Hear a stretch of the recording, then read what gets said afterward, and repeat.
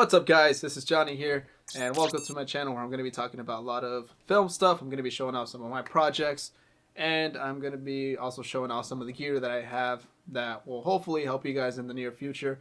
But welcome to the channel, and for the first thing that I wanted to do for today is kind of show off a little bit of what I got going already. So here's the deal. I've been using these lights for about 2 years now. They've been very incredible to me while they've lasted, and while there's nothing really wrong with what I have, I feel like there's a lot more that I can do better, and I'm trying to do that today. So of course we're going to try to see if we can improve this, move stuff around, move a camera angle around, move where I'm sitting, and see if we can improve the look of what I got going here. So join me today as I upgrade my little studio setup. So let's get to it.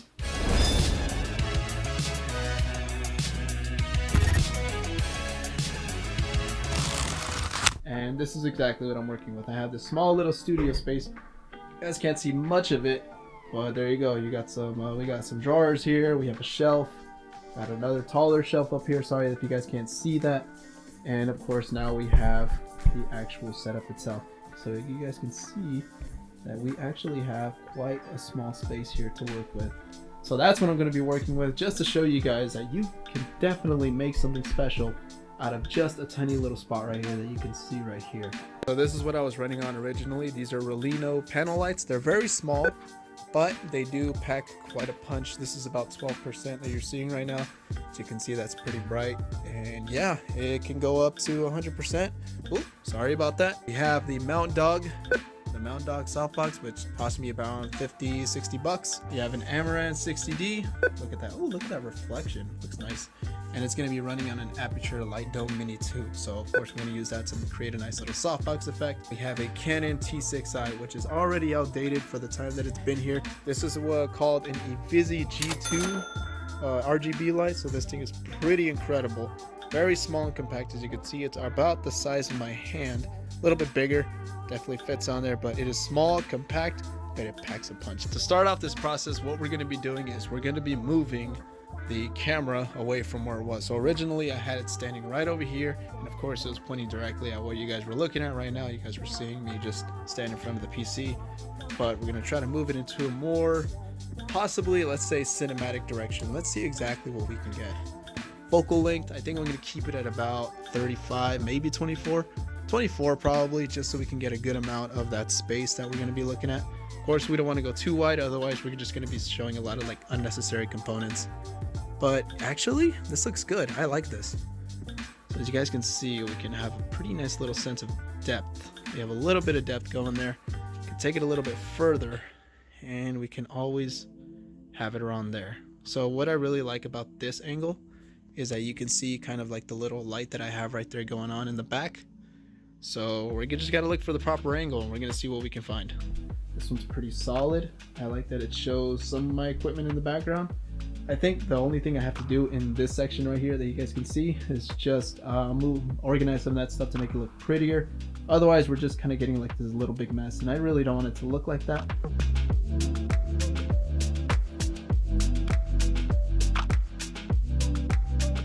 Okay, now that it's out of the way, it looks a little bit more appealing. Now we don't have a bunch of junk just kind of sitting around there. And yeah, so the only thing really left to do is just kind of make sure you have a nice clean setup. That way it looks as good as possible, and I think we're already getting a decent shot. Another thing that I just did is I just kind of switched out the big 15-85mm and switched it out for a simple 24mm pancake prime lens. And this one actually benefits me a lot more. I can go down to 2.8 f-stop, and we can definitely get some more of that blurry background. As you guys can see, we got a nice blur going there. You guys will see it in a moment once the video comes to play. Here we have one of my, this is actually a headset stand, and it's actually really nice because it gives a nice little glow, gives a nice little look. And of course I have my Evizi, which I hooked on to a regular little stand that you can hook to your PC. The neat thing about this is that we can move it around to wherever you want it, but in this case that looks pretty good. It has a nice little ambient, like I said, so that should work. So everything's looking pretty good. I kind of changed the lighting a little bit, kind of add some of that to that tealish blue pink dynamic, hot pink that I like to have. So that kind of works best for me. So as of right now, as you guys can see, we got a whole bunch of junk in the back. but just depending on where you angle it, you won't even be able to see it. So if you guys are worried about junk that you have around you, just kind of find the best angle that suits you, and we'll keep everything out of the way, and everything should be nice. So now it's time to start setting up the lights and seeing where we want to place them. So I decided to put the Amaran 60D. I decided to place it right to what's going to be my right once I'm sitting down, and this one to my left once I'm sitting down. This is of course, the Mountain Dog softbox. So we're gonna put them right here. This is gonna be my fill light, and this will be my main key light because it is the most powerful. So of course, this will be the best choice to have. So we're gonna go ahead and see what kind of image we can get. And of course, you just want to make sure that your lights are not in frame. As you guys can see right there, I have my I got my light kind of sticking out, and I'm gonna have to reposition it so it's not really a disturbance to the video. Okay, so what you guys are looking at now is kind of the setup. So we got here where I'm gonna be sitting down, got everything in the background ready to go, and we have the Amaran 60D with a honeycomb grid, and that's just gonna help us improve the quality of the video. So yeah, let's see what the final result will look like. 3, 2, 1. And welcome to better lighting setup. Look at how incredible everything looks. Sorry, I got my phone in the way over here. Got the remote in the way. I was testing some stuff out. So look how freaking amazing this looks. And come to bear in mind that I don't have any like room lighting. This is all with the artificial lights that I've been using. I have my rim light in the back here. So the reason why I needed a rim light, if you guys were wondering what I was gonna do with the light panels, I used it as a rim light. That way I don't have to completely abandon it, and it definitely does serve a good purpose, because look what happens if I don't have it. If I have it off, you guys are gonna notice that my kind of the back of my hair is really dark, so of course it starts to disappear in the background, and part of my chair starts to disappear as well because it's black and it has some blue which can come across as dark. But as soon as I turn it on, we get this nice little separation, and you guys can start to see me a lot better, and that's exactly what we need to be aiming for. And I'm totally happy with how this looks. You know, I'm just ecstatic with what I'm looking at right now. We have the Amaran 60D hitting me right now, and we have the Mountain Dog that's also hitting me, acting as a fill light. So if you guys want to know why you need a fill light, this is what would happen if I only had the Amaran hitting me right now. So as you guys can see, like, there's nothing really wrong with this look, but the problem is I don't want to look super sinister. As you guys can see, it's like half of my face is dark. I'm not really a fan of that. So fill light just kind of helps bring some extra light, kind of fills it in.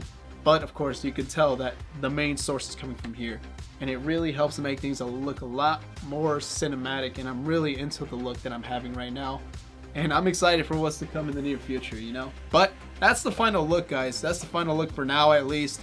That's just kind of to show you that I was only 4 feet away. The camera was only 4 feet away from where it is now, and that was pointing directly at me on the PC, and just moving some stuff around a little bit.